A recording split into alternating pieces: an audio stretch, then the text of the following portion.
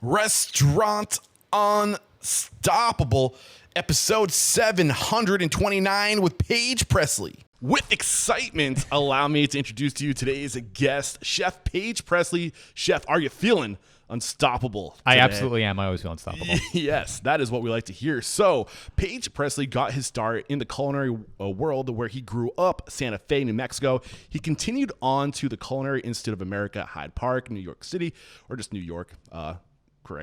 Upon graduation, Pressley returned to the Southwest to manage kitchens at several highly acclaimed establishments. In 2011, he moved to Austin, Texas to join the Uchi team as sous chef and later became a corporate executive chef for Starr Restaurants. He returned to, say this for me real quick, name of this Pujol in Mexico City until 2015 when he came back to Austin to head up the opening team at Emmer Rye as chef de cuisine and partner. Today, Pressley serves as the founder and chef at Foxtail, a seasonally driven experiential at-home dining experience. I cannot wait to get into that. I think it's really, I don't know if it's because of what's going on in the world that you decided to do this or whatever, but I think it's really interesting. I can't wait to pull back the layers on that. But before we dive into your story and find out who you are, let's get that motivational, inspirational ball rolling with a success quote or mantra. What do you got for us? Mine is clear eyes, full hearts, can't lose. Obviously from Friday Night Lights, which is... I don't know. I mean, the merits of the show can be debated to a great degree. I mean, I think it's like probably one of the best major network dramas. Okay. You know, obviously, you know, I mean that is a loaded statement in and of itself. But you know, it's something that always stuck with me. And I think, you know, I got it tattooed on my arm. Say it one more time for us. Clear eyes, full hearts, can't lose. Clear eyes, full hearts. Can't lose. But what does that mean to you? Why is that so? I think, you know, with clarity of vision, you can see what you have in front of you. With a full heart, you can approach it with compassion, and then you can't lose. Yeah, you know, beautiful. I think really dive into that word clarity though, because that's something that doesn't come up a lot. I think heart is something that's kind of goes hand in hand with hospitality. Sure, but what is clarity? Like, I think clarity is something. It's pretty hard to maintain in this business because we kind of always have our head down and we're focused on the thing that's happening 30 seconds in front of us, which is of course, something necessary as you know, kind of gain more and more success and have more and more responsibility and are not responsible for your station, but then your kitchen, then your business, then multiple businesses and all those things, right? You know, having that clarity and sense of purpose to see in front of you is not only important for your own success, but all the people relying on you for their financial livelihood. Yeah, and I think the word that was coming into my mind was clarity of purpose, and you literally said it. I think also clarity of vision. Like, where do I want to be? Totally. And when you have that clarity of why you exist and where you're going, you can get there so much faster. Well and said. So much more intention, right? Absolutely. I love it. So where does it make sense to start telling your story? When did you know that this was going to be your path? Well, let's clarify this first, right? Are we talking about cooking in general? Are we talking about I would say professional working in restaurants? Professional culinary path. Got it. Okay. So I was 19 years old. I had just finished my first year of college at the University of Arizona, to which I was highly acclaimed for my ability to drink and do drugs. So that's what I mostly did there. And also, I just kind of knew at that point I'd set out to be a psychologist. That was what my mom was. My stepdad was a doctor. And so I figured, you know, I'll kind of follow kind of loosely in the family footsteps and realize like, hey, like the next 8 years of academia are not for me. While I may have, you know, to some degree the aptitude to do that, the want was literally 0%. And so I'd always enjoyed cooking ever since I was a child. So I went back to my hometown and walked into the best restaurant in the state at the time and said, I'll work for free until I'm worth paying. Yeah. Which took a little bit longer than I anticipated. How long did it take? Like 6 months. Damn. So you worked for free for 6 months.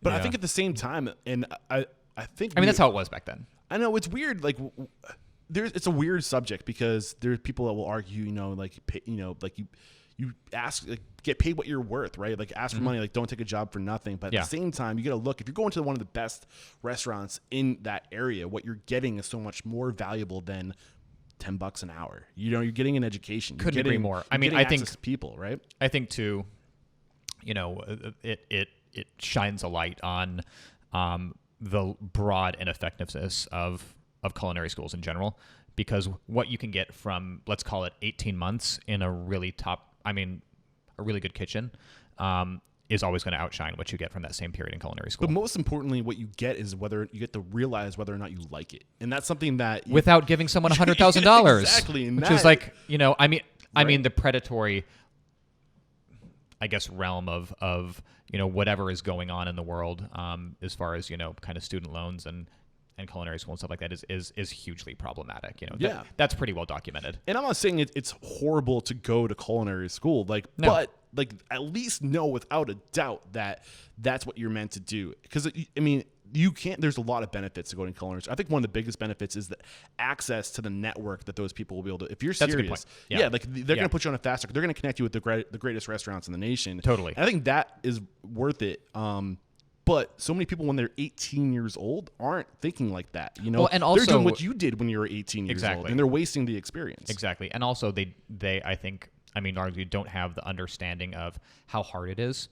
You know, you need to know that. Yeah. You know, it's so many people I went to culinary school with, and I had a great class. You know, 3 or 4 people in my class, you know, have been the head chefs of anywhere from 1 to 3 Michelin star restaurants. Yeah. You know, And so, you did end up going to culinary school, so I Yeah, know I you're d- probably right there with me. We haven't gone to that part of the story and yet. I mean, I look at like what I got out of it, and I would say network is the biggest thing. Mm-hmm. You know, and even that, like some of like the best students in my class, they're like bank tellers now. Mm. You know, or like, you know, and it's like, okay, you know, cool. Like, I'm super glad you're happy. Yeah. But you didn't need to do that to become a bank teller. Exactly. You know. So let's bring it back. Let's go with the ground level here, surface Sure. level. Your first restaurant experience. You approached the best restaurant in Santa Fe, the Santa Fe, right? at Yeah. this time? And what did that conversation look like? I know you were willing to work for free, but really get into like how you got your foot in the door, why they even like wasted their time on you. Not So, wasted their time. You I know what I'm mean, saying. as is the case in so much of the world, you know, largely nepotism. So a friend of a friend was one of the investors in the restaurant, right? And so I said, hey, we know this kid. He's super motivated, wants to pursue this as a career. We'll do anything, right? Which was largely true. You know, like I had no idea what I was getting myself into. Knew that, you know, it was going to be hard, right? And so was just up for that, whatever that was. And so I walked in. I said, hey, I have no tangible skills. I'm gonna, you know, I mean, it was just like, okay, I'm going to learn how to cut garlic and chop parsley and like French Iraq lamb and like really, really basic stuff, you know? And I did that for a few months until they put me on the cold prep station and then pastry prep at night. Did that for a few more months until it was like, okay, cool. Like you're part of the team. You're working the line every night. And while I was doing prep during the day, I was a food runner at night to actually make income and to Okay. be able to pay my bills. Gotcha. Yeah. So what were you learning during this time? Like, what were the biggest impressions that were made on you during this time? I mean, a sense of organization. I mean, this restaurant was so far ahead of its time because it was a What was the name of the restaurant? It was called Trattoria Nostrani. And so it was a 45 seat tasting menu restaurant. We grew almost 50% of our produce on site. Wow. Because it was so small. And I mean, in that climate, in the climate of Santa Fe, New Mexico, just like being able to do that is Yeah. like takes a good amount of planning because it's such a harsh climate. It gets pretty hot and dry in the summer and pretty cold and dry in the winter, Yeah. you know? So that was that. Yeah. So what about people? Any key person, any key leader that really made an impression on you? The head chef of the restaurant, her name was Nelly Maltezos. She was this Spitfire 5'2" Greek woman. She had been a sous chef for Daniel Boulud and for Charlie Trotter. Okay. Before that, and she was just incredibly talented. Probably still the best line cook I've ever worked with. Beyond her skill in the kitchen, how was she as a leader, as an owner? She would never ask you to do something she wasn't willing to do. I think that was, you know, the first time that I really saw like real leadership in the sense like whatever I'm going to ask you to do, I've done it for 20 years. How did that make you feel? Inspired and afraid to let her down. You know, I mean, I knew that if I didn't, you know, break down our shared station properly every single night, that she would come in the next day and be like, well, why the fuck didn't I do this? You know, because I could have done it better. So what would if she did come across something that she knew could have been done better, how would she address that? Depends on the day. Okay. You know, she was sometimes very kind and very forgiving and very understanding. If you kept making the same mistake, which I did early on, frankly. Yeah. You know, I had some habits to break regarding a couple things. Right. I was not the best listener, and so I stumbled through certain parts of like getting better. Are you a good listener now? better. What's Always working on it. What does that process of becoming a better listener look like? Not thinking about what you're going to say next. Okay. How do you do that? You just listen and be like, okay, cool. I'm not going to respond. I'm just going to actually process these words and process these thoughts and internalize them. And I think that's a lot easier to do when you're just taking directions. Like conversationally, it's a little bit harder. Compassionate emptiness is a term. Very well said. That, well, I can't take credit for those words. I can't. Howard Behar recently guest on a show, who was the president of Starbucks when they scaled massively. His book, It's Not About the Coffee, talks about compassionate emptiness, which is just like when you're like, it's an exercise. It's hard to develop the exercise, but when someone's speaking to you, you just have to internally shut down and just in that moment develop compassion for that person, and just you have to be empty on the inside and just take it all in. It's hard to do. It's not easy. Totally.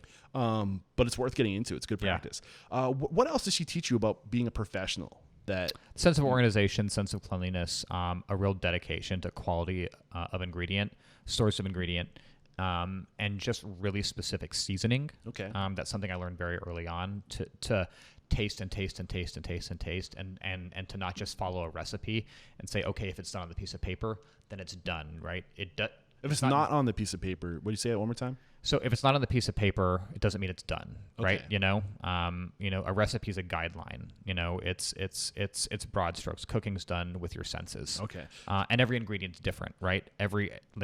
It's always going to require, you know, a certain percentage of just understanding fundamentally what you're doing in that moment and the differences between ingredients, because, you know, a tomato one day is not the tomato the next day. Yeah. Right. And that's literally what I was thinking about, like the depending on the season, right? Or maybe the recipe to get that flavor, you might need to, I don't know, like add an extra tomato, or I'm not the chef, but you know what I'm saying? You have to cook that way. No, yeah. It's absolutely requisite. I think when you're, you know, coming from a perspective of wanting to make the best food and execute it at the highest level and have, I think the most important thing when you're cooking a dish multiple times is understanding that every day it's different and like holding space for that, and not being frustrated by the irregularities, but actually embracing them. So one thing I'm curious about is, you know, like the recipes help us keep standards, right? And we're trained to follow the recipe down to the gram, right?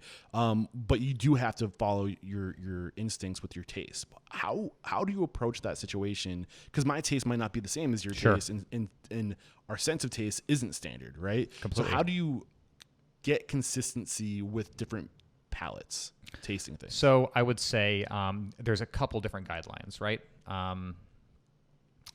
I don't cook with recipes. Okay. At all. I'm the same way. Yeah. Like I grew up in an Italian, a little bit of this, a little bit of that. Exactly. Taste it. Yeah. And that's always just been the way that I handle things.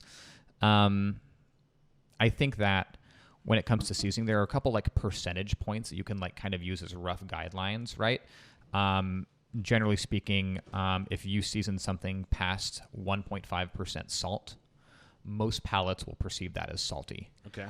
Mine starts at 2%. So I know that if I perceive something as salty, or in fact, like on the line of being perfectly seasoned, I know that it's over seasoned for your average palate. I really like salty food, right? You know? So how do you communicate when you're working with a team of people, and how are you just making sure you're tasting all the time? So when you say this is what it should be like, it's relative to them tasting it, and like, how does that communication go to get consistency across palates? It's practice and understanding the goal, because what I understand is that I'm cooking for a group of people, and it's my job to connect what I perceive to be fantastic with what the largest amount of people are going to agree with me on. Gotcha. Right? And so it's my job to understand that relationship, right? Then it's also my job to make sure that everybody's palate is aligned with that ideal. Okay. You know? And so good cooks will understand that pretty quickly. I mean, we call it palate alignment. Got you. So yeah. Yeah, we don't get into the cooking side of things often on restaurant Unstoppable, but thank you for going there. So one other thing I want to pull from your story up to this point too, you said what you learned was what organization was. Yeah. But you just said organization, but give us an example of what great organization looks like. And I don't know if you can reflect back to that time to give me an example of something that this chef did, but can you? Yeah, I mean, it just, you know, as simple as like, okay, we're breaking down our station at the end of the night. You know, everything's going to be like recontained and downsized and organized by dish. And so when you come in the next day or when you're filling out that prep list at night, you have a very clear visual indicator of what you have left, where it is, how it's organized. And so those things are automatically set up for you, right? You're setting yourself up for success in that regard. And that's something that I used to have like a messy room and wasn't the cleanest kid and stuff. And so when I started getting really into that organization in the restaurant, it totally spawned into the rest of my life. That's amazing. In a borderline OCD way. Yeah, but I mean, in some restaurants, you're setting yourself up for success, but in other restaurants, you're setting up the morning crew for success, right? And that idea of just like everything has its place, right? Mise en place, everything.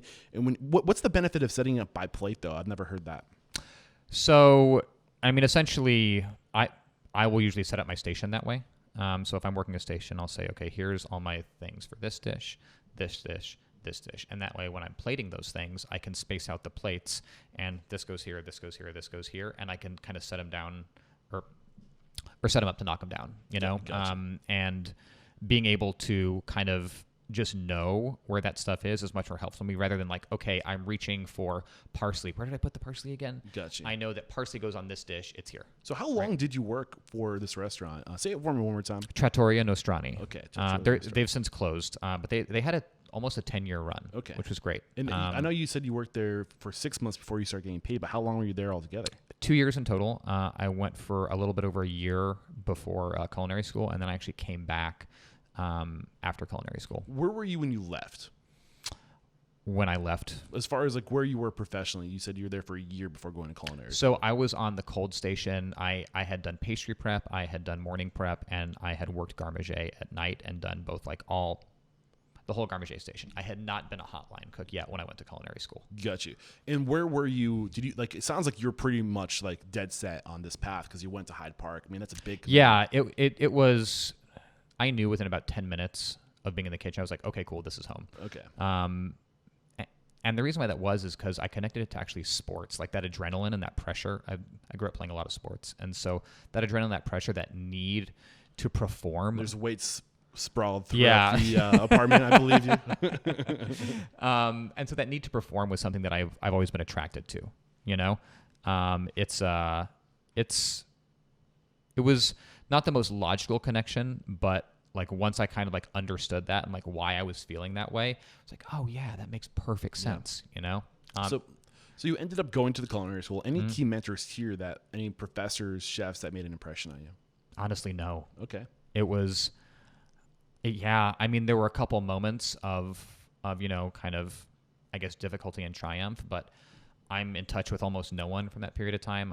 I stay in touch with 2 people, and that's pretty much it. You know, like my roommate early on, and then my roommate later on. Okay, that's pretty much it. You did mention the benefit of the networking, of opening the network. Did that happen for you? Did you have a chef, or did the school help you? I know you like where. No, actually, quite the opposite. Oh, okay. So I wanted to go work at Le Cirque at that point, which was like the epitome of French fine dining at that point in time. It was just starting to kind of crest and be on its way down, but like from my perspective, it was like there in the French Laundry. Like those were the 2 places that like I wanted to work, right? And so they had just started growing as a company. So I went to the New York location, was like, okay, cool, I want to do my internship here. And the school had no contacts. Okay. So I got the number of the kitchen phone at their Bellagio location from a friend who knew the pit boss at the Bellagio. And then I just called that number incessantly until someone answered. And it happened to be the head chef. And he was like, who keeps calling this number? And I was like, hey, chef, I've sent you like all these resumes. And he just... I was like, hey, I'm going to come out there next week. I want to stage. I want to do my internship there. And he was like, okay, cool, whatever. And so I just showed up, like, and he was like, oh, yeah, that kid, he's working here now. But I love this. And I think that if you want something, you got to 100%. You have to go get it. Grab it. You know, man. like do whatever you have to do to get as close to that thing as possible. Calling people, like, it's just like, you know, I always say it's circling the drain, right? It's kind of a graphic image, but circling the drain, like you get closer and closer and closer, and eventually you get into the hole, right? And you got to get it close, you know, you got to circle it as much as possible. And eventually they'll be like, what is this thing circling? Like, and they'll notice you, but leverage your network, get that phone number, whatever it takes, and be relentless until they tell you to like, stop, Yeah. or else there's like a Yeah, either restraining say order. like yes or fuck off, right? Yeah, You know, like exactly. You have nothing to that's what lose. it comes down to. Yeah. But I love that. I think it's a great example. So they finally say yes. Come Mm-hmm. on. What was it like being there? This is where this was it. What you dreamt it would be. This was your dream, right? Working for this restaurant. I didn't really have any understanding of what I thought it would or wouldn't be. I just wanted like a big, like internationally known name on my resume that was like, okay, this is a brand of quality. This is something that will always be on my resume that like people will always associate with high quality. So that was like the number one purpose, right? And then two, to just get as far as I could in the time I was going to be there, right? And so I was able to work every station but one while I was there. And so, I mean, it was a great experience. I learned a ton. I came back, you know, I started there as, I mean, a person who just had garde manger experience. I came back as like a seasoned hotline cook, you know, in a tasting menu restaurant, you know, doing really, really, really elevated, really expensive food. You know, I think somewhat impractical. Yeah. Because one of our assignments as an intern is you have to cost the whole menu, and so you have to understand like, you know what that is, right? And so when I went to cost the menu, I got all these numbers, and you know, I was doing this whole book and putting it together. And what I realized is that like a lot of these numbers were like these dishes are running, you know, over 100% food costs. Damn. And it's just like subsidized by gambling money.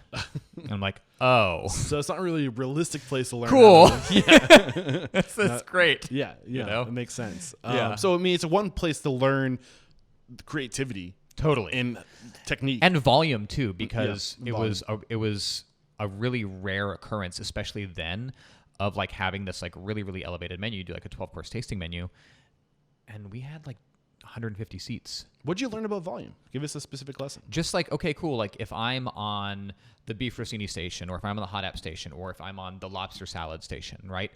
I'm going to make like 300 of a couple dishes, and like each dish has like 20 touches. You know, so like that, like that sheer exercise in precision and volume at the same time, and the expectation, I think was probably a very strong indicator of the type of restaurants that I would work in the future and the skill set that I would develop. What's the secret to doing precision and volume well? Because I feel like those are two things that either it's one or the other. Totally. So how do you do both those well? You have to understand how to balance a labor model in which you pay better people more money to do better work, supported by just enough people to realistically get the work done. Yeah, I right. think the other thing that you mentioned too is that you get one person to do one thing. That person is doing just the lobster plate or whatever. Totally. You know, Totally. And there are specialists, and so it's a really interesting thing, right? You have these specialists that are like, okay, like this is going to be like my pasta person or my lobster salad person or whatever. And then you also have like half of your staff has to be fighting for the next sous chef position. Yeah. Because if they don't have that drive and that talent, they won't be able to do the job you're asking that's them to the do. cookie. Like that's Exactly. the reason for showing Exactly. up. Yeah. I love that. I think there's that lesson can be applied to what we're learning in business right now. Generally speaking, like it's better to be able to do one thing really well. If you want to be do one thing better than everybody else. And if you do it, if that thing is the only thing you do, you can put all that energy into the one thing. And that's where you get that precision in volume, right? I think we're seeing it as a trend throughout the industry. Like you see people like, all we do is Nashville hot chicken. All we do is Totally. Pizza. All we fill in the blank. And like, if you can be number one in a city, then and those concepts are always my favorite concepts. Yeah. You know, even, Why? I mean, no matter how, either nice or casual they are, I think something that's driven by a singular purpose, rather than having like this place you go and it's like, okay, this is like a diner menu. Yeah. Right. Yep. That's uncompelling to me. Like the having to say, okay, cool, I have 50 choices and I know that all of them are going to be okay. Yeah. You know, I'd rather have the opposite experience. I'd rather have 10 choices and have them all be excellent. I love it. So what brought you to Austin, Texas? Basically getting sober, and having some family as a landing pad here. You know, that was 12 and a half years ago. I had just gotten out of rehab, and I went back to Santa Fe and was like, ooh, I cannot walk around the city and see every street corner for what it used to be and have someone ask me for drugs every other night. You know? Yeah, it was rough, dude. Yeah. It was, and I mean, it's a small town too. Yeah. So I still go back there sometimes and see people, and 12 and a half years later, they're still like, hey man, you got any shit? And I'm like, I haven't seen you in 12 and a half years. Yeah. At least say hi first. Right. You So So let's Also, go. no, I don't. I fucking don't have any fucking drugs on me. I mean- I have my son with me. Could you piss off? Yeah, right. But like, let's go back to that real quick. 'Cause Yeah. I feel like this is something that a lot of people, obviously, there's an issue with substance abuse in this industry. So how did you kick it? Like paint the picture of where you were, So, why you needed to kick it, Yeah, and how you did it. I had stopped cooking. I basically took a almost 2 year sabbatical from cooking. I was just dealing and using drugs. So it's like I mean, exclusively. 2013 or 2012 to 2014? No, this is 2007. I got sober in 2008. Okay. Yeah. Gotcha. And so When did you go to Hyde Park? 2003 to 2006. Gotcha. Okay, keep going. Sorry. Yeah. No, you're good. And so, or was it 2000? It was 2002 to 2000. And yeah, exactly. Okay. Yeah. Anyways, I digress. So yeah, I was just kind of like going slow, like just further down, until, I found myself in this like super shitty relationship, living in this super shitty apartment. And my best friend, my mom, and my old boss from the Italian restaurant that I worked at basically staged an intervention. And had it been a day before or a day after, I would have been too fucking stubborn to take their advice. But they showed up after a really bad night. And they knocked on the door just at the right time, where I was like just waking up, just being like, what is my life right now? It was totally a moment of real clarity. And I basically, I sat there, I heard what everyone had to say, and I was like, yeah, I'm ready. I knew I wasn't going to drink or use drugs again before I even got to rehab. What were they saying to you? They're just like, are you ready for help? Like, have you done enough yet? Yeah. And about a year and a half previous to that, I had, had a really strong wake up call with drugs and alcohol. And so I took like a 3-month sabbatical. And then the first night I had a glass of wine. Second night I had a bottle of wine. The third night I had a bottle of whiskey, a bottle of wine, and a bunch of drugs, and was off to the races. And then woke up, a year and a half later. What made you listen? If somebody's in that situation right now where they maybe they're suppressing it, maybe they don't want to accept it, that people are trying to reach out to them, people are trying to help them, and I think that's the only way you're going to do it is if you get the help that you need, right? Totally. I think some people are able to kick it on their own, and kudos to them, but I think most people will need that help. And I totally agree. As soon as that help ship sails, like the likelihood of them coming out of that is going to be even harder.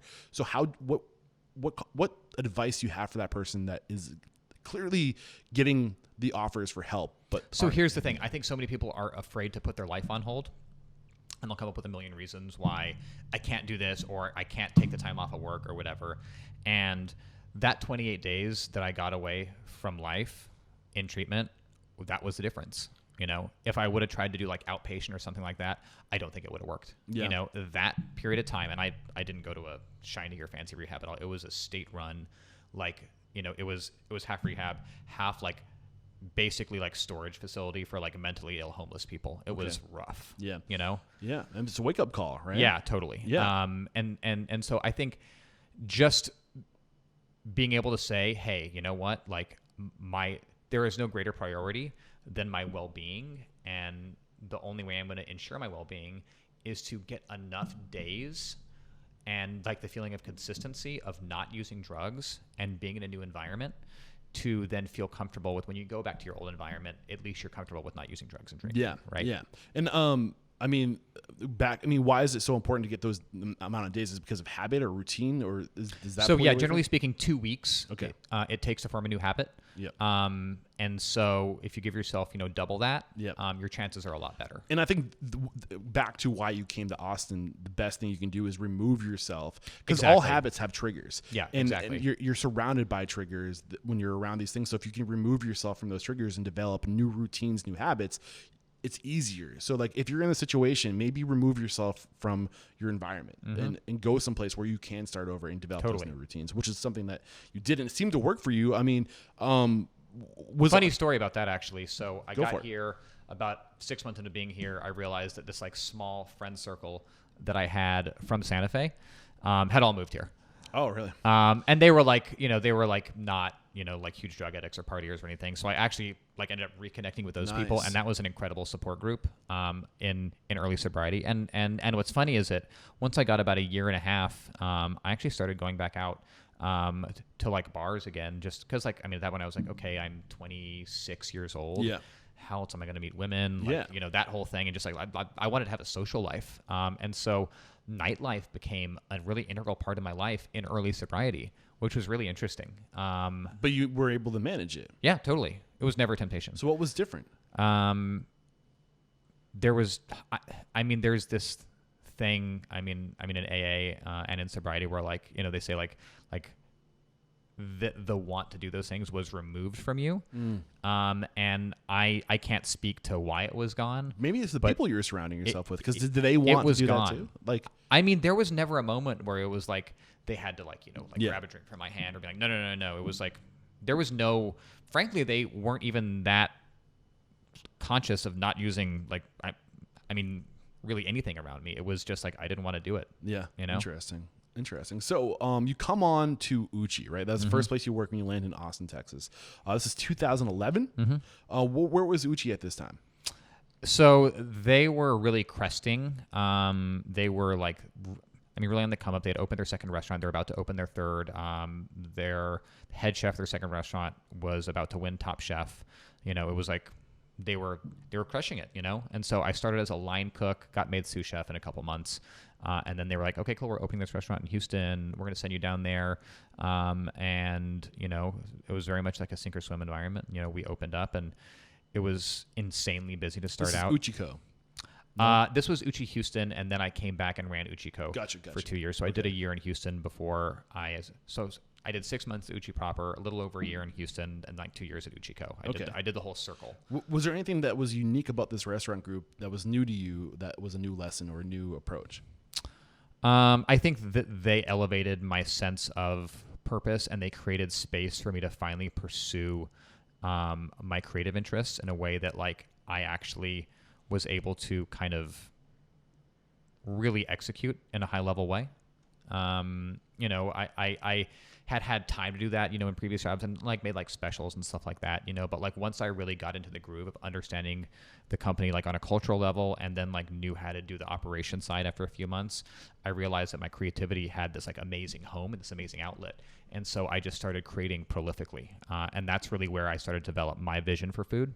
And I would say I thank them for that. It was a huge growth period for me. So a bunch of things to unpackage. Just the idea of giving your people a sense of creativity, what that does, finding your sense of purpose, and then also learning their culture. Let's start with learning their culture. How did they teach you their culture? Through a fairly purposeful training program. Especially when you talk about how, the kind of average standard, small restaurant group back of house training usually works. They had some really great kind of cultural ambassadors that were in charge of training, and were in charge of training for that reason. It's not because sorry, keep going. It's not because they were the best cooks in the kitchen or the best chefs in the group. It's because they were going to teach you how to interact in the group. And if you didn't see that and didn't latch onto it, you wouldn't be a fit. So this is huge. How did they teach you how to interact with the group? Just by acting that way. There was no verbal communication. This is how you do it. This is how you don't do it. It came down to emotional intelligence, honestly. It was just, okay, dude, do you see this? Do you see how this is happening? Are you going to be a member of this or not? And, and then with my next, 3 years with the company, you always knew within a month if something was going to work out or not. So do you see this? Do you see how this is happening? Do you see our culture? Do you see how our culture is working, is what I understood from that. And paint that picture of how their culture was working. What was it about their culture and how they were training it that was so significant? I think it was just treating everyone and everything with a certain degree of respect and dignity that, is generally sorely lacking in a lot of restaurants, just the keep your station super tight, respect tempura batter enough to, make it so that, you're making it multiple times a day, so it's perfect all the time. It's those little things, and then really respecting one another. Yeah. How do you teach that though? You can't teach someone how to not be an asshole. They're walking in the door with that or not. Otherwise, it's just systematic standards of this is how we do things. And there are those people, there are always the people that be like, okay, cool, I get it. And then they try to find ways to shortcut it and make it better for them. But those people would always weed themselves out. Yeah. And that's the one thing. If you set your standards and you communicate the expectation, you'd almost never have to fire anybody because they always fire themselves. They can't. Totally. And it was so group managed too, which was so interesting to me, is that the chefs were so seldom had to come down hard on cooks because the cooks would come down hard on cooks.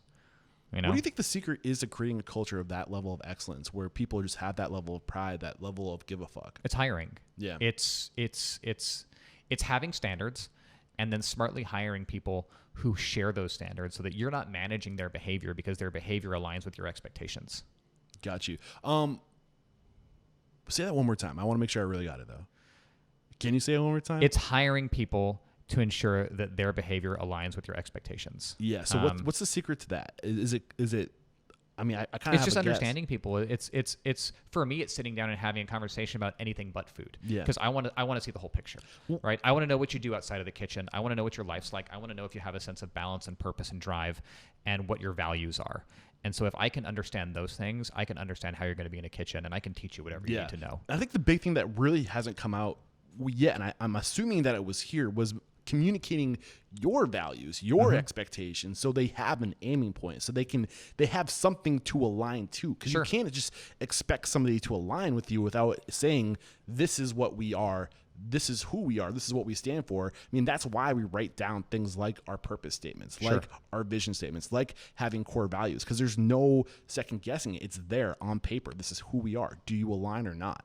Yeah, I think too, when you have those things that are high level enough, because I think when you like drill down to like the real purpose of those things, they are expressions of like who human beings are on their deepest level. And I think that you have a sense a lot of times if you interview someone more than once about like whether your guys are going to be kind of close on that or not. You know, if you're like, I don't know. In my experience, you're never surprised with it being a yes. You're always reminded that it's probably should have been a no. So, you know? Yeah, this is great stuff. The other thing that I really want to pull from this is giving you a creative outlet. And how do they set up? I mean, I think there's a lot of pride in the restaurant industry, right? And a lot of control over standards and expectations. Somebody like Tyson Cole, right, who's well known. How does somebody who has so much respect give up so much creative freedom at the same time? Because it was his greatest tool to success. And so he like has so much, like if you're a real creative person, he's like, cool, man, do you, you know? And like, that was the coolest thing about our relationship is that like, I mean, there'd be tastings where I would put up like 8 or 9 dishes at once, right? And be like, okay, these are the special I want to run. And he'd be like, okay, like this is a bit much, you know, but he had like, we had this like deep connection on a creative level, you know? And so, you know, there was always that connection, right? Yeah. And we always respected each other on that plane and connected on that plane. That I think, you know, when you are driven by creativity in that moment, you know, there's just this kind of unspoken understanding of that there are some people that are able to do that and exist in the world that way, and some people that aren't, you know, and not to knock anybody that isn't or that approaches their process with a more left-brained approach. There's nothing wrong with that. That's valuable in its own way. It's just different. Yeah. You know, and so there's this like emotional understanding of creativity being an emotional expression. But when you were able to have that, like the sky is the limit approach to creativity, how did you start showing up differently when you had this outlet to create, to express? How did that change your attitude about what you did? What's so interesting is that I think it was in so many ways wildly productive to my career and pretty detrimental to my personal life, because it was this thing that I've always had. I'm in trouble balancing anything, whether it's creativity or drug and alcohol abuse or physical fitness or the amount that I work. You know, that's kind of my cross to bear in life of knowing my own limits and constantly checking myself, right? And so it was that again of like, okay, cool, like I have this thing and I'm just going to go so hard in one direction. And while that was like so great for the restaurant in so many ways, and it was, you know, very inspiring for a lot of the people that worked in that kitchen at that time, it definitely didn't allow me to create space for, you know, my then marriage or, you know, the family we were trying to build at the time. You know, it was this thing of like, well, this expression, this my need to do this is always number one, right? And everything else comes second. I mean, it's often said on the show that your greatest strengths are also your greatest weaknesses, and being obsessed with something or being obsessive about something, like you say, going so extreme into one direction, while that's what it takes to become successful in this industry, sometimes it's also the thing that will break you. And it absolutely did, you know, and that fundamental concept is what informs my present reality, probably more than anything else. So what did you learn about yourself and how to balance this? I learned that I'm not good at balancing it. And so what I need to do is structure my life in ways that fundamental structure is the balance, right? And so if I lean too hard in one direction or start doing one thing too much, that allows me to check myself. So how do you give me an example of what you're doing to your life to put structure into it, to keep you balanced? I have enough different projects that bring variability and balance to my life that if I don't hold to that structure, I inherently know that I'm not balanced. What holds you to that structure? Literally scheduling my days. Okay, this is what I'm getting at. So what does that look like? I mean, my iPhone calendar, like they're like I schedule my workouts. Like it's you got to block time. And I'm not that person who's like so A-type that like everything needs to be meticulous. But what I realize is that if I don't do that, the fallout that can happen to those that I love and care for can be catastrophic. Yeah. And this is something that I'm struggling with right now too. Like, cause I like to say like I exist and I thrive in chaos. I like to just throw myself into a city, start talking to people, follow leads, not have a plan because it opens up more opportunity. Totally. But at the same time, like, when I think of like blocking time, I think like that's so restrictive. Like that's so like, oh, that existence sounds so horrible. Totally. But the truth is, from what I understand, and I haven't even mastered this either. Casey and I hope to master this as we start to develop our community. We start getting time blocked. Like we have to time block what we're going to be doing to execute this community we're trying to build. Is this idea that when you live intentionally and you control your time, that is the ultimate form of freedom. It's just a little drawn out because you're saying this is what I want to do. Exactly. And if you are controlling your time and you're blocking the time to do the things that are most important to you to make sure you get those things done, then that's freedom. But it's just not short term. It's a little bit more long term freedom. Exactly. You got to plan it out. Yeah. You have to have that mindset that this isn't restrictive. This is me and organizing myself so I can have the ultimate freedom. It's hard because I think I just kind of went through this again recently, and was like, and I've gotten better at recognizing it, right? It doesn't turn into this thing where something starts bleeding 80 hours a week of my time for 6 months. It bleeds like 20 more hours a week than it should for a couple weeks, and then it's like, hey, we're moving that direction again. Let's just course correct and go right back to where we want to be. And the more you do it, the more you exactly get better at recognizing when you're getting off course. Totally. The easier it is to get back on course. Well said. Awesome. So any other big lessons working under Uchiko? I know you spent some time in Houston and we came back. I mean, just the experience of doing it was great. I made a lot of friends there. A lot of really like lifelong and career long like personal friends too. It was a great experience. I think I got everything that I could have possibly gotten out of it. Excuse me. You need a second. which you can't always say. I think like it was one of those instances of I left at exactly the right time. I got everything I wanted out of it, and I wouldn't change a thing. Yeah. It was perfect. Yeah, and I feel like Uchi at this time for the past 10 years and to this day has been like a bright light, like attracting moths, Totally. And like so much talent gets attracted to that. And when you get yourself on a team like this, you are the average of those you surround yourself with. Now you have your friends or people who are gonna like you're comparing yourself to equally passionate people. And it's so powerful. How has that served you to this day? This having this now. That network, I mean, getting back to networks, that's been the network that has proven the most valuable for sure. Yeah, and I think I'm going to lean on this topic of the significance of network as we progress. But I know you left Austin for a short while to head up to Philadelphia. So that's Starr. and that was post Uchiko. So I left Uchiko for that job. So what was the reason for leaving Uchiko you're on such because a great team? I was the head chef of this restaurant for 2 years, right? I'm like, okay, well, I don't want to be the head chef of this restaurant forever. They're not going to build me a restaurant. I don't want to be on their corporate team because there weren't enough concepts or kind of forward growth for that to really make sense for me in a way that was going to be like dynamic and compelling and a good learning process for me. It would just be kind of like, okay, cool. I'll go like work like 35 hours a week and just kind of fuck off a bunch, which like, cool. If that's what you want to do, that's just not anything that serves me. Yeah. How did you know they wouldn't build you your own restaurant? Because I asked them. Okay. Yeah. Good reason. Said, hey, you want to build me a restaurant? They're like, it's just not really our style. I was like, okay, cool. I totally get it. Because they had already been through that experience with Paul, and they just, I understand why that was just a hard no. They were never going to allow a restaurant to be defined by a personality anymore. Tyson was their one personality. That's it. And that's smart business. I totally get it. I respect it. Yeah. And so I said, okay, cool. Well, what I'm going to do then is kind of go do the exact opposite and get like a ton of high level, like concept building, like hardcore corporate experience at a very high level, so that I can really understand now how to build restaurants from the back end and not just how to run restaurants. Yeah, you know, that's a really important thing you just brought up. It's one thing to know how to operate in a restaurant, how to run a restaurant. Mm-hmm.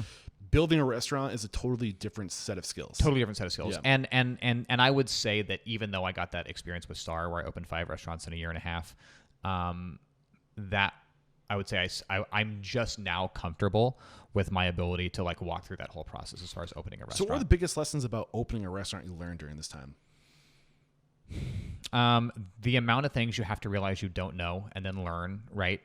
Just from every single point of opening, the amount of variability from city to city, which, you know, you think you can understand one set of laws one place, and then you go to a different place and you're like, it's wildly different, right?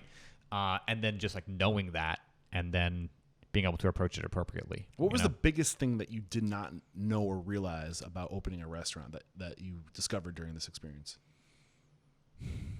That's or a couple things like just I think the degree to which you have to be involved in every step of the process. You know, like when I first got to New York with Starr, we walked into this huge Mexican restaurant we were opening, and I walked into the kitchen, we were touring it. This was like 2 weeks before opening, and I was like, this whole kitchen has one floor drain.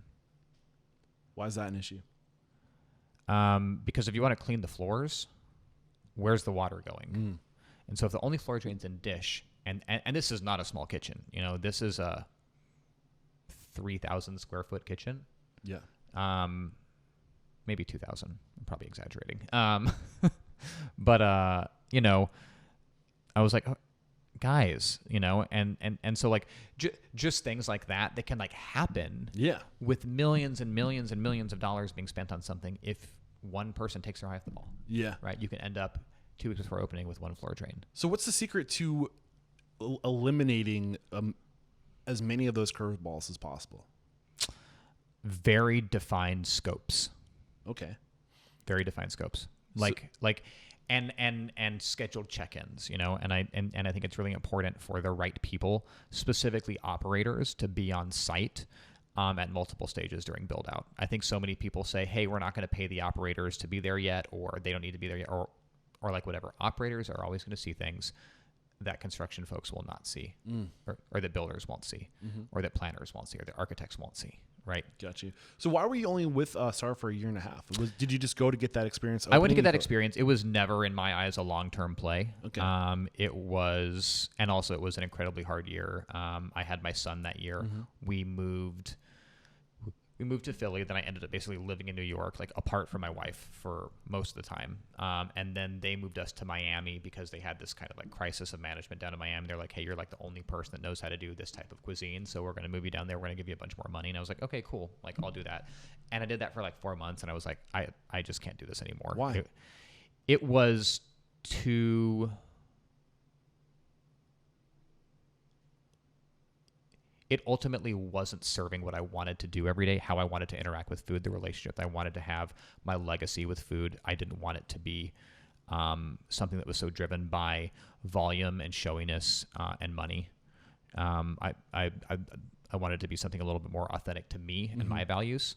And I at the same time was struggling with exactly how to express that and find that. And so that's when I connected with the Emmer Rye guys, and I'm forever grateful for them for helping me find that voice. And it sounds like too, during this year and a half period, like your family like is in yourself. It was so hard, dude. You're just spread apart. It was so fucking hard. And I mean, the fact that my wife didn't leave me then is a complete testament to her. Yeah. You know? And I can only imagine, like, I can't completely compare myself to your situation. I wasn't married over the past 2 years, but just all the traveling over the past 2 years, like you don't realize how important regular relationships are in your life. Yeah, and when you're constantly being uprooted and you don't have that regular person that you can just like offload to and be like, this is what I'm going with. And like, it's amazing how much we need people. And if you're struggling right now, you're listening to this, like ask, do you have any regular people in your life? And if you don't, then maybe get some. Did that? How did you overcome this challenge of not having your wife and your child with you and like these regular people in your life? I don't think I did overcome it, to be honest. Not many people can. I think that, all my relationships suffered. I suffered. I was not the best version of myself to my employer or to the people that I loved. Why do we do this to ourselves in this industry? What's going on? We are afraid to have the conversation that the fundamental expectation is flawed. The fundamental transaction between rate of pay and expectation of input is unrealistic and unfair. Yeah, and one of the reasons... Because here's the thing. Go. If you want to ask me to like run a business, right, and work 80 hours a week, cool. But like for 75 grand?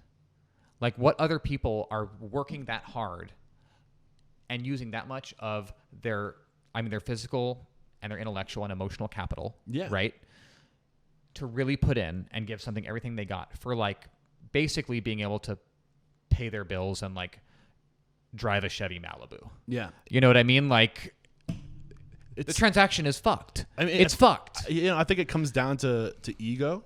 It comes down to pride. It comes down to, and we're all just trying to flex our muscle against each other. And it's here's the thing: is that when you fundamentally let go of that and you say, "Okay, I'm done," right?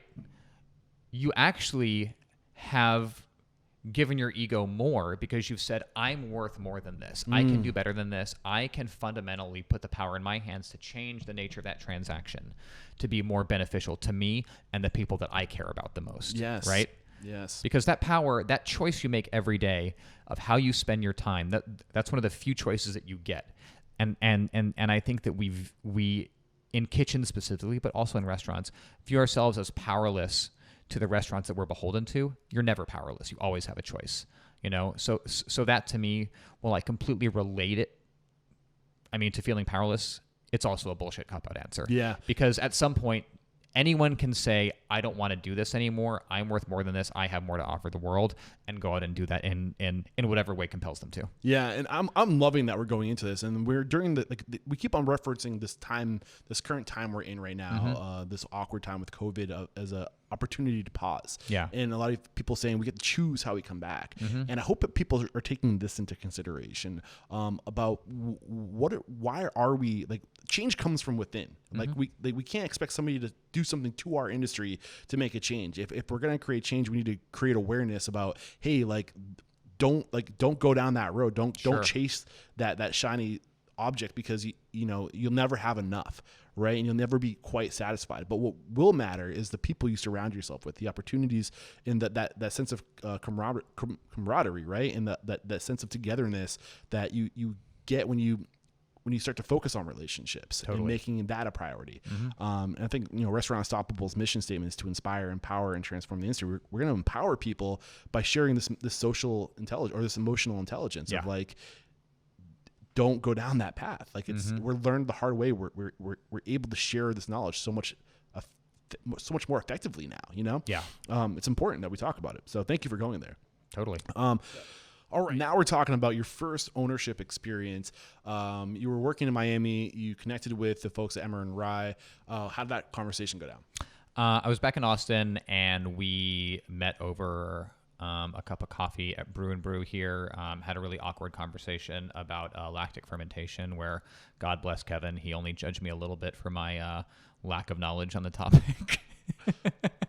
And then basically I did a tasting for him in his apartment, cooked for him and his wife, and had just a really lovely afternoon that was, half bonding, half, us analyzing the food that I cooked. And, and I think the way his perspective on food informed mine, is something that I am forever grateful for, that time. And I think, taking, the prolific creativity that I was allowed at Uchiko and how I grew that muscle, and then was able to refine my purpose with that creativity through Emmer Rye, is something that I think gave me the voice I have in food that I enjoy using today.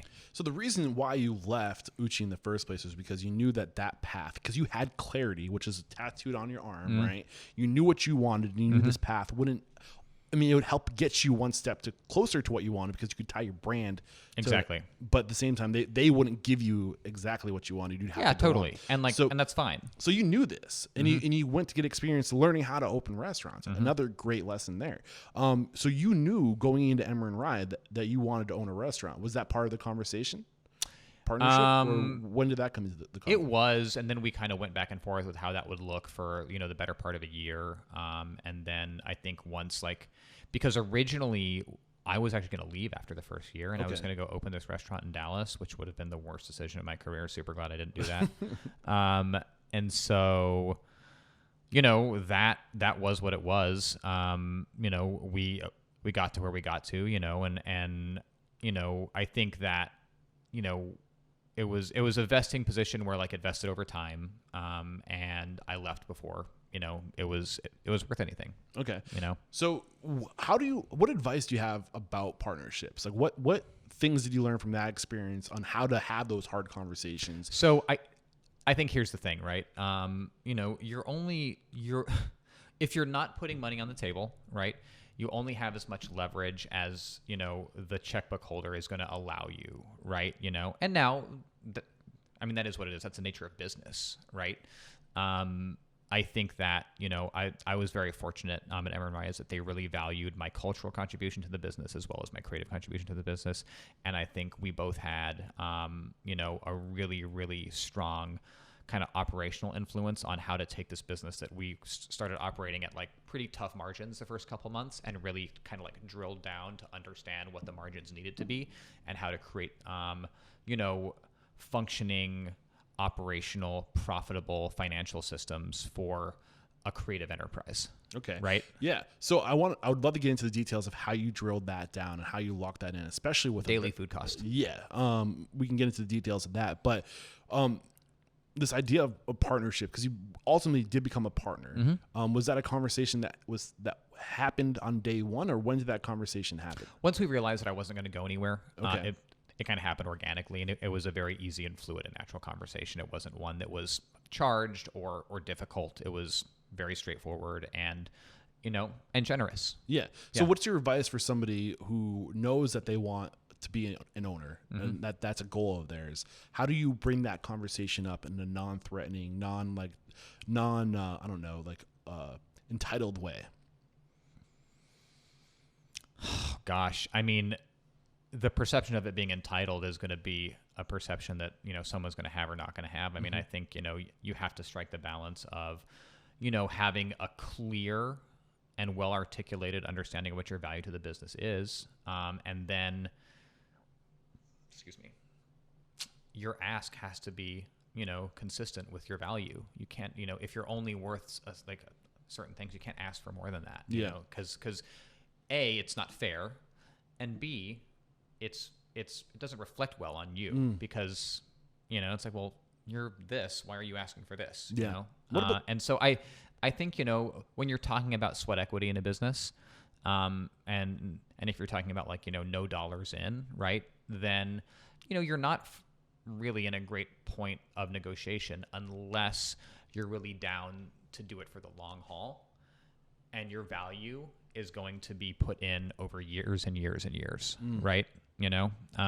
So that's what it comes down to. I think that transaction of time for money is the fairest way to be a partner long-term if you're not going to put in your own money, right? Because that consistency of execution and that consistency of vision and that knowing that you're going to be this kind of flag bearer of culture and leadership over a long period of time, that has a lot of value that will create retention and consistency over time, which creates more value to the business. I love it. And how do you cement these agreements on paper to protect everybody involved? Lawyers, man. Yeah. Lawyers. They don't Always come cheap. have your own lawyer. That's the thing, with all business relationships, no matter how good of friends you are, always have your own lawyer, always have your own point of reference, always look through something with your own eyes. And it's not a reflection on you being mistrusting of your business partners at all. It's just the way it's just business. People change. Situations change. Totally, dude. Yeah, And it's fine. fine. Yeah. it actually, having something really defined and clear and concrete will actually save that relationship in the end, not make it harder. Why? Because you won't have to have that conversation when time gets hard. Like when I left Emmer, it was really easy. We had a very clear understanding of if I left early, what that value would be. And I just signed that paperwork and it was done. And it didn't have to be this like weird thing where it got litigious. It was very simple. You had an agreement. Yeah. Yeah. That's the power of an agreement, right? Yeah. So back to what you were saying earlier, you mentioned that drilling down, getting your costs down and all that, like take us through that process of really knowing to the penny, which is hard to do in a restaurant like Emmer Rye when every day the it's actually, so here is where easier? It's super easy. Okay. People spend their time poorly. People spend their time on counting their inventory every week. Here's what they should be spending their time on: running tighter purchasing, being okay with running out of things at the end of the week, and just running straight purchases to sales every single day, so that when Friday comes along and you've ended your Friday service, you can have a semblance to say like, okay, cool, I've probably done 80 to 85% of my revenue for the week at this point. So my cost of goods should be relatively in line. Okay. If they aren't, what have you done earlier in the week that you're sitting on? What decisions you need to change. And so after about a month of that, after we look at like a 40% food cost, we're like, well, this is fucked. After about a month of that, we're like, okay, cool. We've got these things in line now. Yeah. And that daily food cost, run daily food costs for the first month or two of opening, and it will solve all those problems. Yeah. And it's just purchases to sales, right? It's like, what did we do in sales? What did we do in purchases? What are we going to do tomorrow differently to make those numbers make better sense? Yeah. Right? Day after day after day after day after day. And the significance of daily is the fact that that's when you start to see trends. If you do it monthly, and then it's going to take almost 3 years to get the same data that you could get in a month, because you can see how your efforts are stacking and up. Also the time impact of daily food costs. Like the worst case scenario, right? If you're running like a gigantic business and you're getting stuff from a ton of different purveyors, is like maybe 10 to 15 invoices. Like if you're like really like have super inefficient like purchasing, that's still like 10 minutes of accounting, right? Yeah. If you do that over a month, yeah, it's a lot more. I'm happy we got into that. Anything else from your time at Emmer Rye before we move on? Yeah. No, so it was a great time. So ultimately, what was it that made you want to move on from Emmer Rye? Oh, just that I kind of realized, and I backslid a little bit after this, but I needed that I just need to be my own boss. Yeah. I while I enjoyed the collaboration there and the collaborative environment, I'm just built a little bit differently. And so to be, beholden to someone else just wasn't going to be in my best interest. And I wanted to live a different lifestyle than that type of restaurant would allow me to live. And so, I needed to make that choice for myself, What is it about you that makes you need to be your own boss? What is it that you've identified about yourself? To take a singular creative vision and then bring, my team into it to kind of pick it apart and make it better. And then ultimately have it be your vision. Create that. Yeah. Well, I think I have so much creativity that having that vision drive the bus is something that it is like a great efficiency that I have. It was just honestly, Kevin's really, really talented. And so there was like a little bit of redundancy and skill set there that was just like, okay, cool. Like, you're really good at this too. Like you have the same vision and you have your own vision. So like having that kind of overlap, while super helpful with food, like operationally just wasn't as efficient, Got you. But also really great short term, right? Yeah. Like it was like we did some really cool stuff, you know? I feel you. I think there's a time to move on. There's a time. Yeah, totally. And it sounds like you got the experience. Oh yeah. Starting, or did they start with you? You were there from day one, right? I was there from day one. So again, building and staying with one brand for how many years? 5 years?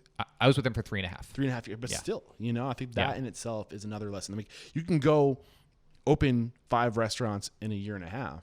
Totally. But there's something to be said about opening one restaurant and like living in and it. growing that totally, restaurant man. And having that, like raising a child. It really was. And that I think, will probably always be one of my most formative, like both professional and personal life experiences. So what was in that time, how did you transform the most?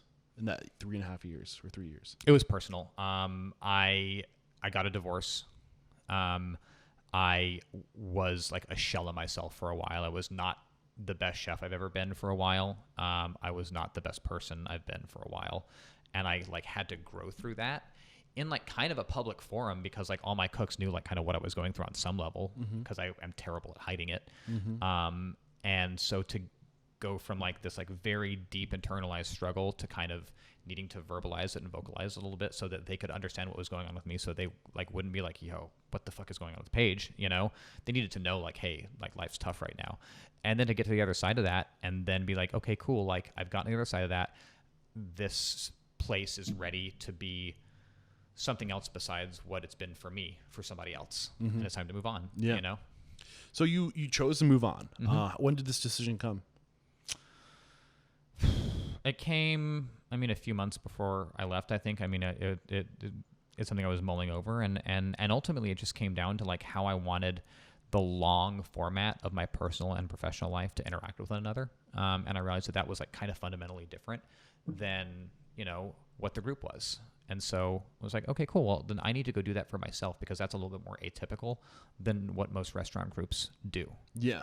So when did you actually sign, and you know, on the piece of paper that you were, you know, selling your percentage of the business, right? And break off on your own. Year and a half ago. Okay. Yeah. And what was your vision for yourself, like with this new type of lifestyle that you're trying to achieve? Take a break, first of all. And provide myself time to reset. So I did some light consulting for about 6 months, and then did some not so light consulting for another 6 months. Okay. And then really at that point was, you know, had clarity of vision again. Okay.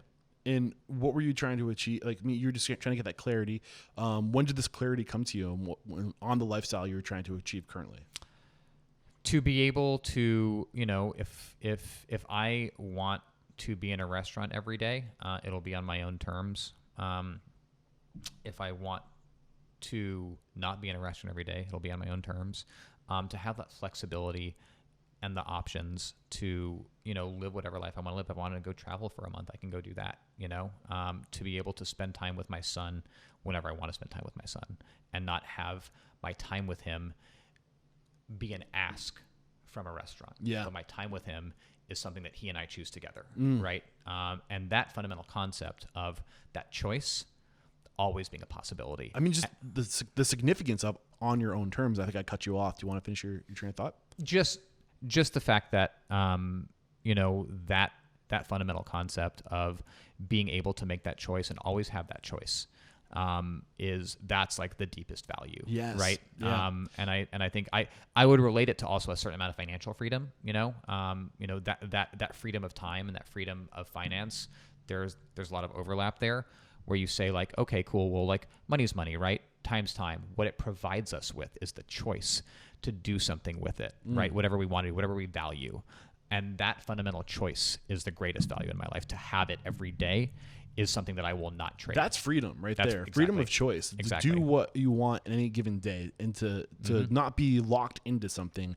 But I think this is why this thing, it took us almost an hour and 15 minutes to get here. But this is why what really excited me about getting you on the show today is this idea that like, hey, like, and I mentioned it to you while we were setting up. I was like, I look at your path and you've tied your brand to so many successful brands, you know, Uchi, Starr, Emmer Rye, all these incredible things. Like you are an investor's wet dream, man. Like, sure. like you, like this is what you spent the 10 years, 15 years of your life doing, building up this resume of surrounding your brand with other excellent brands. And like now you're somebody who I would want to invest in, right? Sure. But you chose to not go that route, or maybe you did. I'll tell that story. Yeah. About 7 or 8 months ago, I was like, okay, cool, let's do this like restaurant thing now. And so I got a group of investors together. We were about 3/4 capitalized for the space that we had here in Austin, and we were like pretty close on negotiations. You know, all that stuff was moving along, and then COVID happened. And then, you know, I mean, a couple of my investors lost a significant amount of money. And so that equation changed as well. And then obviously just the kind of long-term prospect of commercial real estate just is like super unstable, right? And also I think it'll be the last line of defense kind of for, I mean, a lot of large companies, we'll see how kind of rents go down and stuff like that. But I mean, all the spaces that I was looking at are still vacant. Yeah. And so there's only going to be more vacancies. Exactly. So there's going to be more opportunity. So I'm just going to like chill there for a minute, which I think is smart.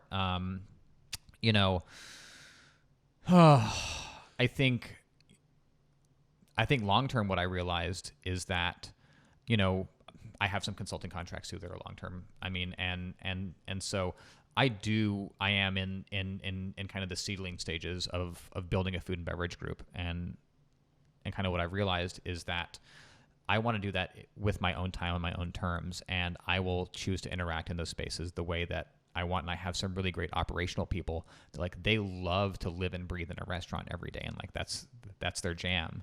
That's not my jam anymore. And that was a hard thing for me to admit for a while, because I thought it made me less of a chef. It does make me less of a chef.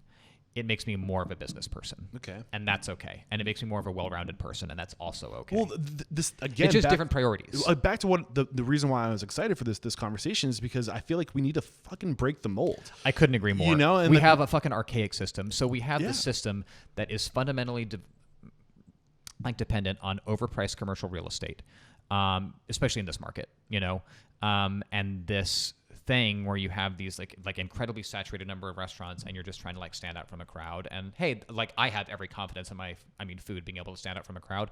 I have little to no interest in having that be my only pursuit and what I give all my time to, and so changing the way that people are able to experience that from a business perspective. When we first came up with Foxtail, it was going to be this like kind of like fine dining, communal, just tasting menu experience, right? That happened in a very was small Foxtail space. the restaurant you were going to open? Yes. Okay. And what was, so you painted this picture earlier for us that you wanted to create a situation on your own terms. Mm-hmm. What was it about Foxtail that was going to be different that would have given you this thing that you were in pursuit of? So it was this concept that had a lot of efficiency to it, because so it was half a supper club 5 nights a week, fine dining tasting menu, 12 to 15 courses, right? Super, super, super nice. Nothing like it exists in the state. And then conversely, it was going to be this like healthy all day cafe that was just like a rad place to go hang out, that was very locally sourced and also consciously very affordably priced, because I feel like in Austin, we've gotten to this point where you go out to have a good lunch and it's like, I just pay fucking $35 for a salad and an iced tea. Like, what the fuck is happening right now? And so to be like super consciously not that. Yeah. Right. And so that was the idea behind the concept. Right. And so once COVID happened, I was like, okay, well, let's chill. And then we're like, okay, well, like that fundamental need to like celebrate, have a connection, enjoy a really nice meal with people, that's missing. So let's provide that digitally. Great. And then the first iteration of it was to continue to build towards a brick and mortar space, and also to kind of, let's see if we can grow into this more casual, healthy offering as well. Right. And as we've kind of, refined the experience, we've realized that, the offering, the diversity of offering, it actually is not well served by being a literal food offering, because our restaurant is now a website, right? A physical space is now a digital space.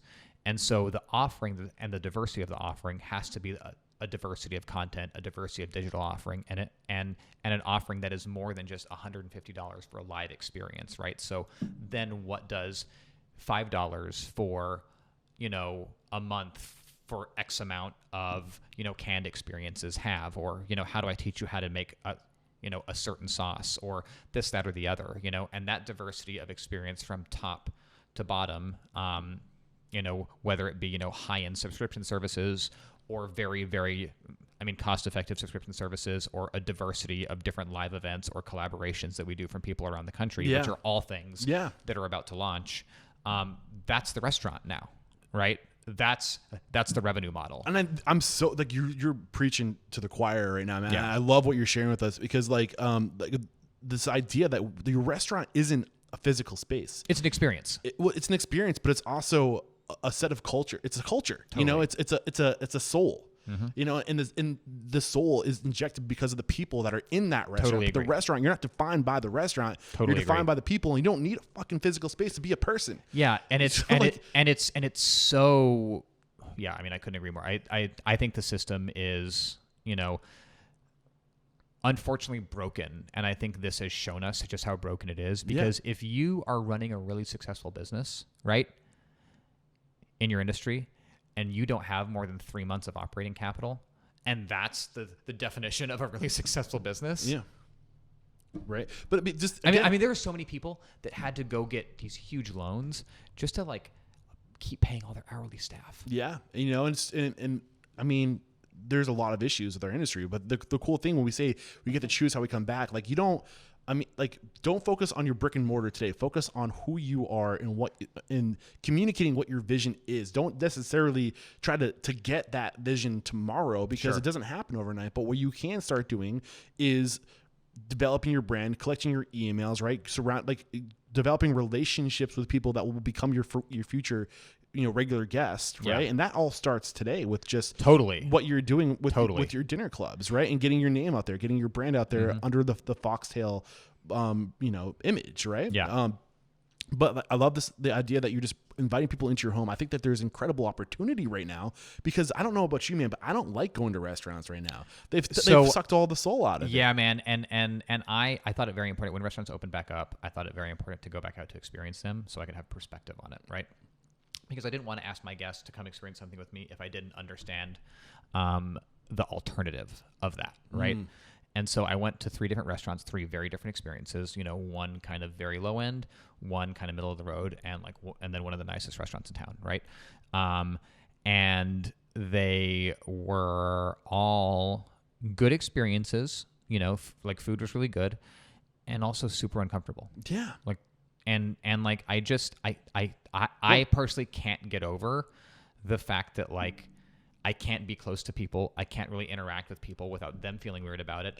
And then I can't hear my server because Can't see the he or smile she on their has a face. mask on their face, you know? And like that to me is just like, it's a fundamental barrier to hospitality that I'm so proud of my people that own restaurants for trying to overcome.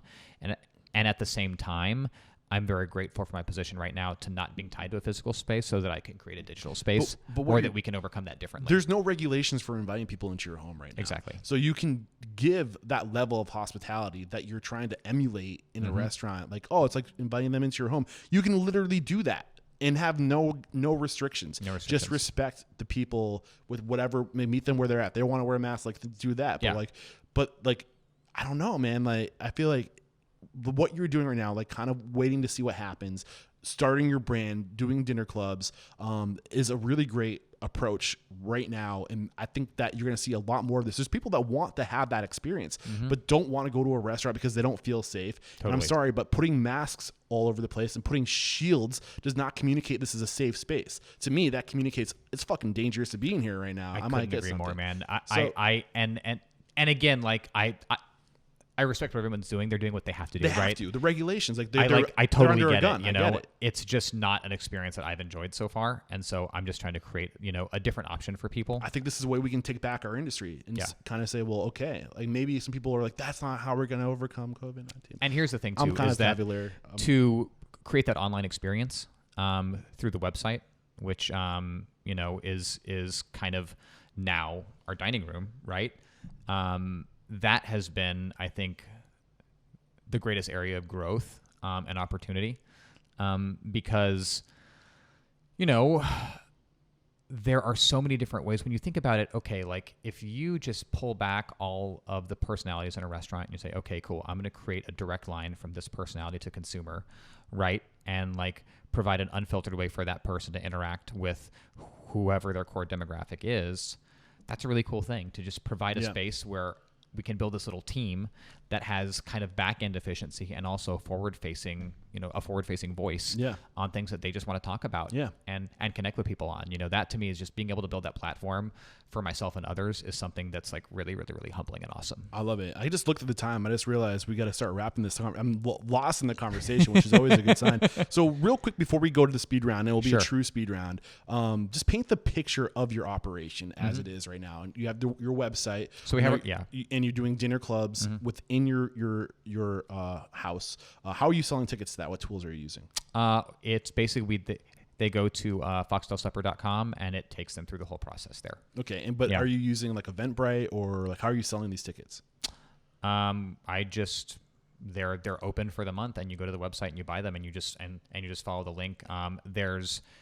So we sell them through Assembly Kitchen, and that's basically our back-end payment portal. Okay, Assembly Kitchen. Yeah. Okay. And also our delivery service. Got you. Yeah. So you're also doing delivery. So you do meal kits too. That's part of what you guys are offering? It's the whole thing. Okay. So the whole process basically is you go, you buy one, it comes to your door. You buy a meal kit. Yeah, comes to your door. And it's about 90% done. Okay. Right? And then when it comes time for the event, you can either hop on the Zoom call, or you don't have to, or you can be passive in the experience, you can be active in the experience. It's whatever you want it to be. Obviously we encourage everyone's, participation. Most people are really into it. We have, of course, troubleshot some tech issues that, when it takes, when a bunch of chefs are building a digital experience, the level of expertise there is like a little bit more minimal. There's always a curve. Yeah, totally. So, that's what we've done. Nice. It's been really, really fun and really rewarding. And I think that we're really hitting our stride right now. But you're also getting active on social media with podcasting. I noticed you started your own podcast. Is that to drive traffic to create awareness around your club, or what's the purpose there? Yeah, essentially to create, just an organic dialogue. I've been a fan of just the medium podcasting for the past 12 years, and so that's just something that I really engage in. And so I just wanted to also engage in it on an actual production level and then share that experience with other people. Because I think there's a lot of cool stories, both in and outside of the industry, that aren't told, a lot of, Absolutely. I can't agree more with that. That's what I hear. And no, honestly, exactly. When I hear about other restaurant geared podcasts starting, I don't get threatened. I get excited because for the longest time, there's been nobody for me to collaborate with. It's been lonely on my island. And now there's so many restaurant podcasts starting. Totally. And I'm out there looking to make an example of you guys. I think what you're doing, I think more people should be encouraged to share knowledge. The more people that get out there and share knowledge and explain how they're doing things, the faster our industry is going to transform. And that's our mission, is to inspire, empower, and transport. I want people to share knowledge. I want to promote those people that are doing what you're doing. So I couldn't be more excited to be here. Anything we have not discussed up to this point that you want to make sure we get out before we wrap I'm sure, but no. All right. One question I do ask all my guests before the speed round is, how have you transformed? So our mission statement, again, is to inspire, empower, and transform the industry. How have you transformed? I think, going back to the recognition of, who I had been for a long time as an employee and then who I wanted to be as an employer, were just, as far as the lifestyle that I wanted to live, and how I wanted to show up for the people that I care most about. I love it. Awesome stuff, man. I've really enjoyed this conversation. We're back, and the first question I have for you is, what is your it factor, a habit, a trait, a characteristic you believe most contributes to your success? And keep in mind, one word to a sentence will be done quickly. Clarity. What is your biggest weakness?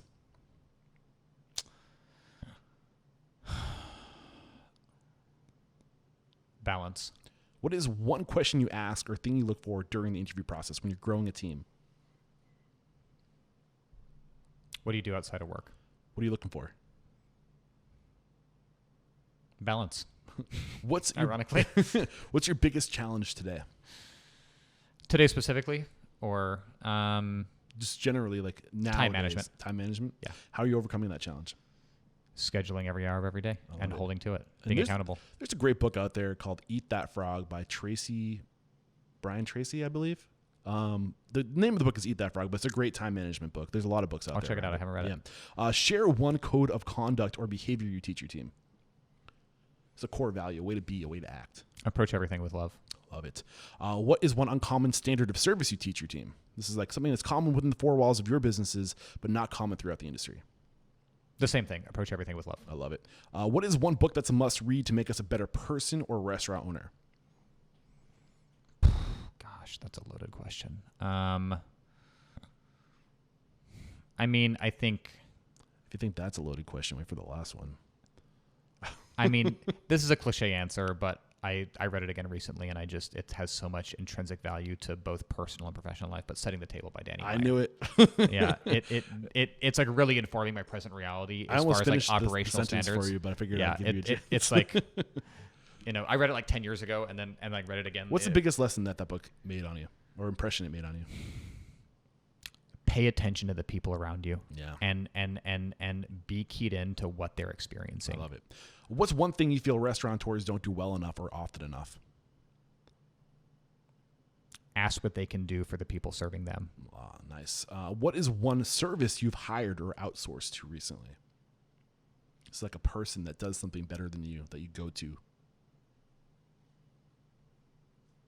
Web design. Yep. Who's your person? Helm's Workshop. Alrighty. What is one technology you've recently adopted that's had a huge impact on your operation? Just understanding the way internet connectivity works, which is I'm by no means a tech nerd, but once we started having like choppy Zoom experiences with the supper club, I had to like deep dive on like how to get really high speed internet in an apartment building, which is actually not the easiest thing in the world. So I had to like just learn how to like prioritize certain ports, create different networks, and how to run them, like basically prioritize ports on dedicated networks for dedicated devices. Where do you go to learn that? Maybe we can share the resource to learn that. I called my internet provider, which was AT&T, and they literally walked me through the whole process of how to prioritize every single network, which was shockingly easy when you just learn how to do it. It's just typing in a bunch of letters and numbers to boxes. Okay. Like it's not that hard. But there is no intuitive path to get there. All right, gotcha. So this is the last question. Shoot. It's a doozy. If you got the news, you'd be leaving this world tomorrow. All the memories of you, your work, and your restaurants would be lost with your departure, with the exception of 3 pieces of wisdom that you could leave behind for the good of the industry and for your legacy. What would those 3 pieces of wisdom be?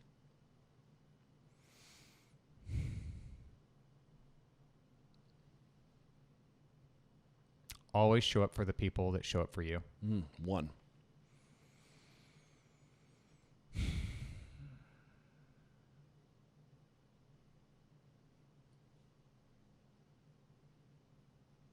Clear eyes, full hearts, can't lose. 2. No amount of work or professional success is worth significant personal sacrifice. 3. Thank you so much for taking the time to join us today to get real and honest and open with us. We appreciate you, really do. We wrap up every chat by calling somebody out. So who's one person you respect and admire in this industry and would love to hear as a guest mentor on the show like you've been made for us today? Good question. Good question. If you can't think of just one, I'll take multiple. Makes my job easier finding the next person to make an example of. No, I hear that. I really hear that. I think, someone who I have tremendous respect for, who I think kind of gets overshadowed a lot because this town is such a, prisoner of the moment and of trend is Bryce Gilmore, the owner of Odd Duck and Barley Swine and stuff. I've had his like dad that. on the show, and I've had a lot of his business partners on the show. Yeah. I think he's someone who, when you talk about, having a sustainable business and cooking farm to table food in Austin, Texas, and the inherent allure that has had, I think Bryce made it not just the trendy thing to do, but the right thing to do and the only way to operate your business. And I think that we all owe him a huge debt of gratitude. It's not a trend; it's a standard. It's exactly, a movement. exactly. And I agree that needs to happen. It's not like you should do it because it's cool. It's because it's literally better in every single way. Yeah, absolutely. The inverse is just a worse choice. Yeah. And I think we all, in some way, stand on his shoulders, for him, pioneering so much of that for us in a way that he does not get enough credit for. Yep. And that's unfortunate. Bryce. Because I think he's someone who is long overdue for a James Beard Award. And it's a shame he doesn't have one, and it's a shame he doesn't get more credit for what he's done for this entire state. Yeah. As far as how we perceive and digest fine dining and food. Bryce, look out, man. I'm coming after you. You've been on my radar for a while. I'm coming after you again. This is my reminder to try to get you on the show. I'd love to make it happen. And how can we connect with you if you want to maybe listen to your podcast? Yeah, totally. So it's Foxtails, 2 words, Tales, as in not something that's on the small of your back, but something that you tell. Got you. And then that's on Spotify and Apple Music, and it's also on YouTube in visual form. Our website is foxtailsupper.com. Beautiful.